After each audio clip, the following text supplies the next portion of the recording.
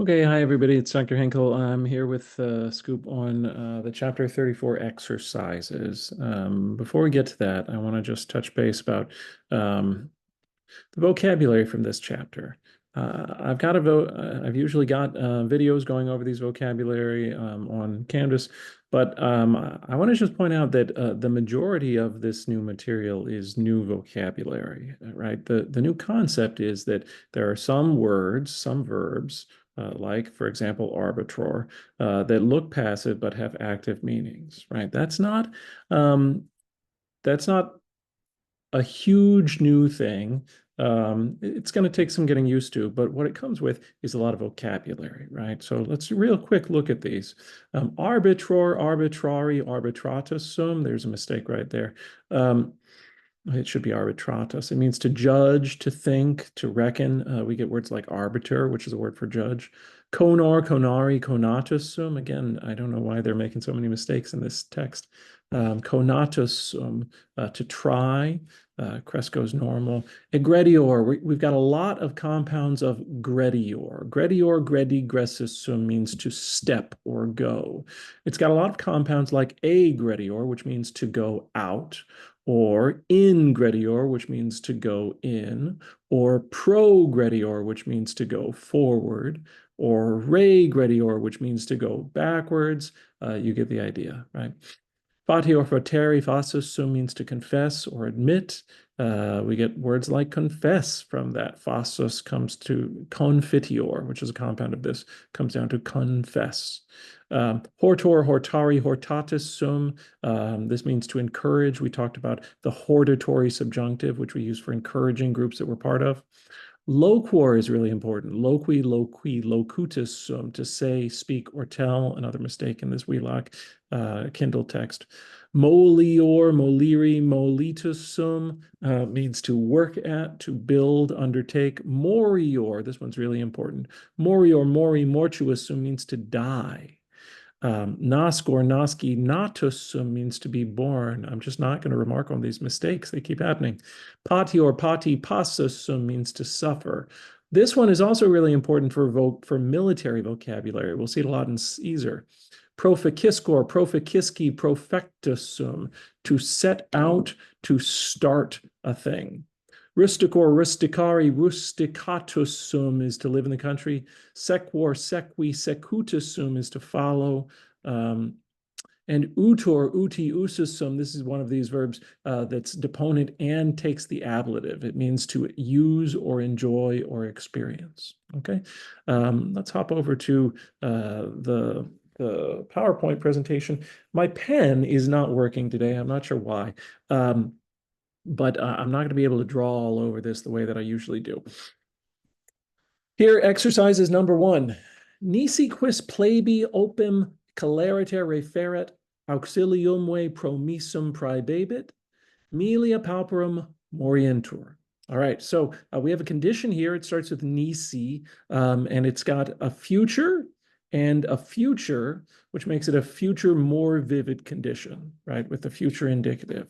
So unless someone will referet, that or will praebebit, sorry, the apodosis is down here, milia pauperum morientur. Remember that quis after si nisi numer ne is short for aliquis. Same with quid, short for aliquid. So here's your quis. Yeah, morior here is deponent. It's third conjugation, so that e means it's future. Morior, mori, mortuus sum. Remember that in the third conjugation, the passive infinitive, instead of just substituting an I for the last E, substitutes an I for the whole 3 letters. So we have hortor, hortari, A-R-I is the passive infinitive in the first conjugation. Ari is the passive infinitive in the second conjugation. Eri is the passive infinitive in the fourth conjugation. But in the third conjugation, it's just E. So morior, mori, mortuus sum. If you wanted an English word order, it is nisi aliquis referet opim plebi celeriter. I moved the we to the beginning here, means or. We praebebit auxilium promissum, milia pauperum morientur. The we would, of course, never be at the beginning because it's an enclitic. It comes after a word and it attaches to the end. But this is English word order here. So on we go. Number 2. Let me pause for a second, get some water. Okay, so exercises number 2. Cum urbs plena custodiarum esset, non ausi estis suspicere scelera tam gravia quam volueratis. Things to note here, we've got a cum clause from cum down through esset, okay? It's a causal cum clause, so since. Remember, we can translate cum clause as when, since, or although. After that, our main clause here has a semi-deponent verb, ausi estis. It's from audio audere. The first 2 principal parts are normal, but the perfect system is in the deponent. Means to dare. We talked about suspicere. That should be suskipere. I'm sorry, that's my typo. Suskipere. We talked about that the other day. Remember, it means to subcopio something.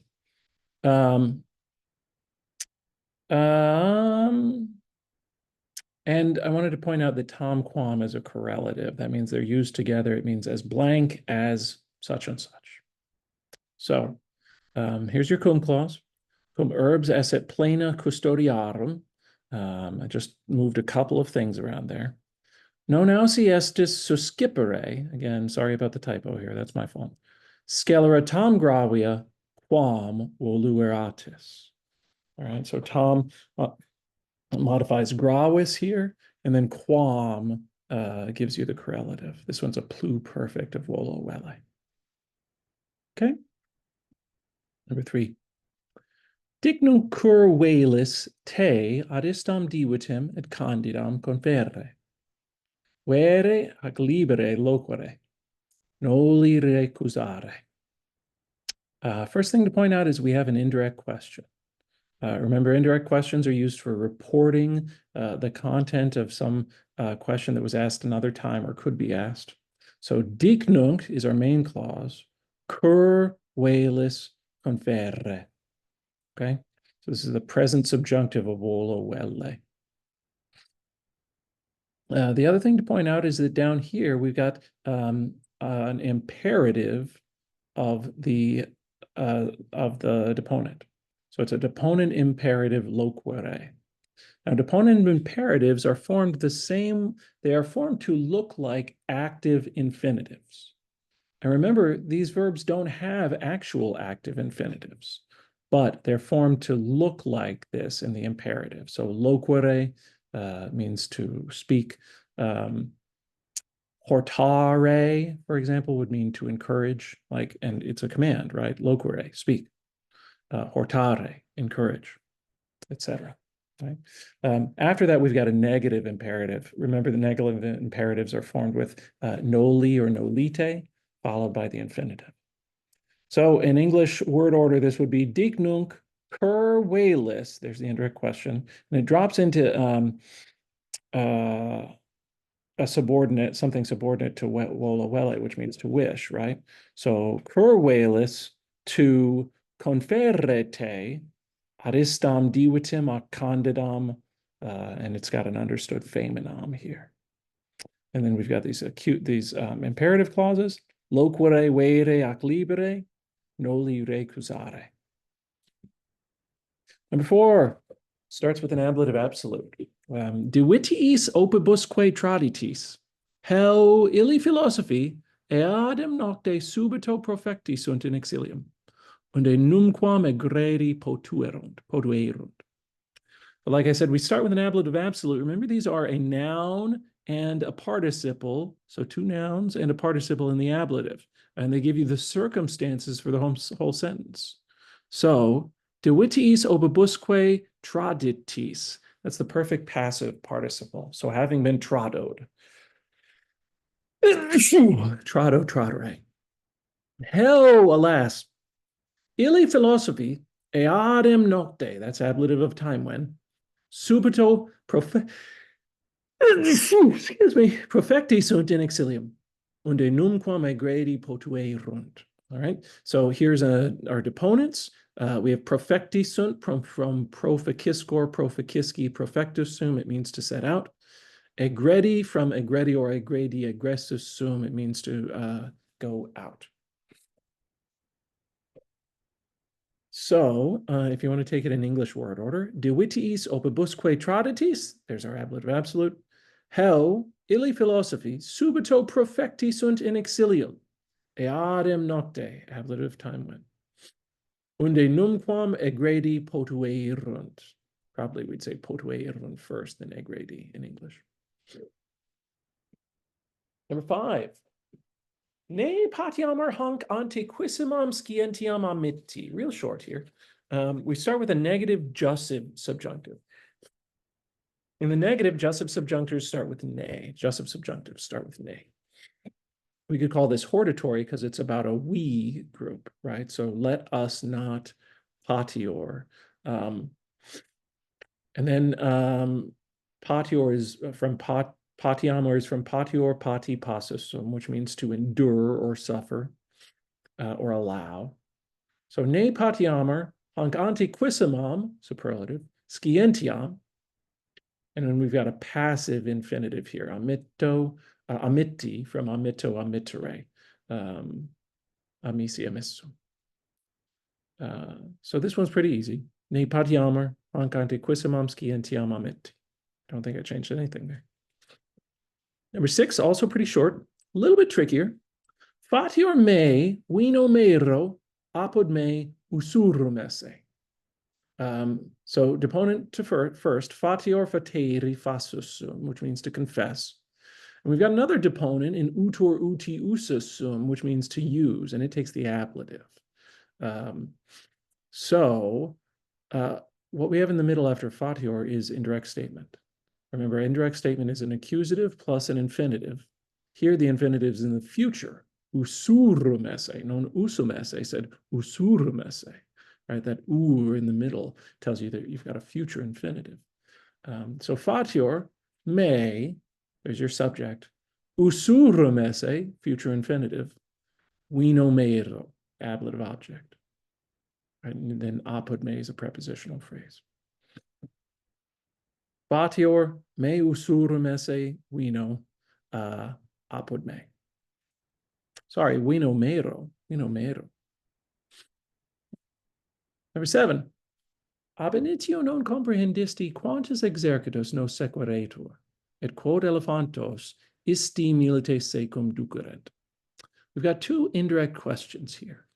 Right, so the main verb is comprehendisti, and it takes these 2 questions.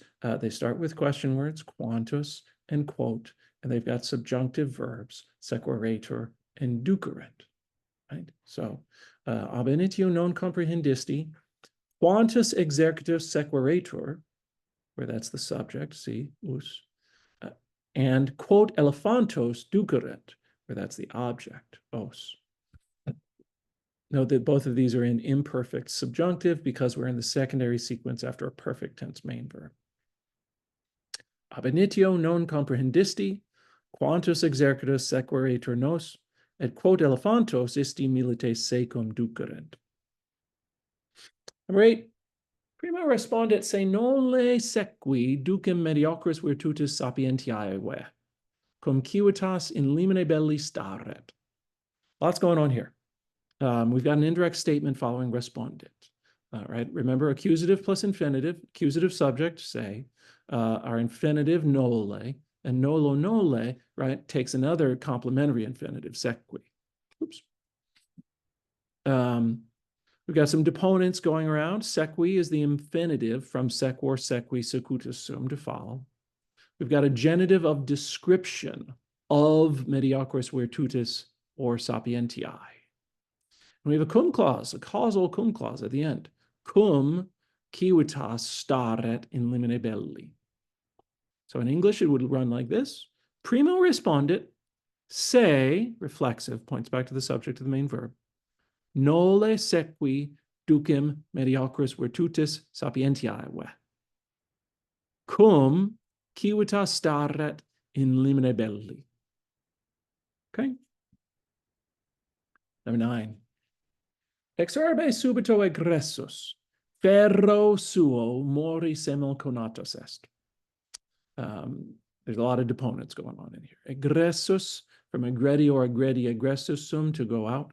Mori, the infinitive from morior, mori, mortuus sum, to die. Conatus est, from conor, conari, conatus sum, to try. Okay, so this first one, egressus, is just a participle. Remember, this looks like a perfect passive participle, but it's deponent, so that means that what looks passive has active meaning. So, subito egressus ex urbe, and here's your main verb, conatus est, infinitive, mori, semel, by means of ferro suo. So there's your ablative of means. Last one. Cum Aristoteles hortaretur homines ad virtutem, tamen arbitrabatur virtutem in hominibus non nasci. We've got a cum clause at the beginning. It is adversative. So cum through hortaretur. Well, through down here, but hortaretur is the subjunctive. We've got an indirect statement following arbitrabatur, right? Accusative subject, virtutem. Infinitive verb, non nasci. We've got a lot of deponents floating around. Hortaretur, the imperfect subjunctive from hortor, to encourage. Arbitrabatur, the imperfect indicative from arbitror, to reckon. Nasci, the infinitive from nascor, to be born. Okay, so in English it would look like this. Cum Aristoteles hortaretur homines ad virtutem, tamen arbitrabatur, that, right, indirect statement, virtutem non nasci in hominibus. Okay, that's what I've got for you today. I hope this was useful.